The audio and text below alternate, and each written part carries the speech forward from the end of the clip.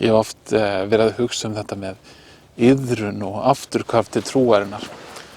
Þegar við kristnir menn gerum eitthvað, þegar okkur verður á og við gerum það sem rangt, þá lendum við oft í þeirri stöðu að við finnum fyrir að við þurfum að bæta ráð okkar og jafnvel að við þurfum að gera betur áður en við þorum að fara til Krists og biðja fyrirgefningar.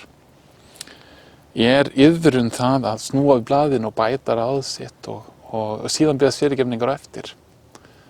Nei, það ekki það sem átt við með iðrun. Iðrun í fyrsta lagi þar sem má segja sorg og eftirsjá vegna þess sem við höfum gert, sem rangt. En það að bæta ráð sitt í rauninni ekki hluti af iðruninni til að byrja með. Það afleiðing iðrunarinnar, en það samt sem áður ekki hluti af sjálfri iðruninni. Þannig að iðrunin er sorg og eftirsjá í fyrsta lagi og í öðru lagi trú á Krist. Við sjáum eftir þeim syndum sem við höfum gert og því sem rangt og síðan trúum við því að Kristur muni gera upp fyrir okkur og hann muni taka á sig þessar syndir. Það iðrun, það eftirsjá og trú. Það allt.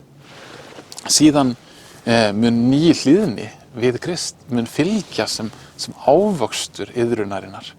En þessi nýja hlýðni samt sem áður ekki hluti af iðruninni, hún ávöxtur. Það sem fylgja, það sem kemur af iðruninni. Og að mörgu leyti vitnar að iðrunin sé sönn. En iðrun þetta að sjá eftir syndinni og trúa á Krist.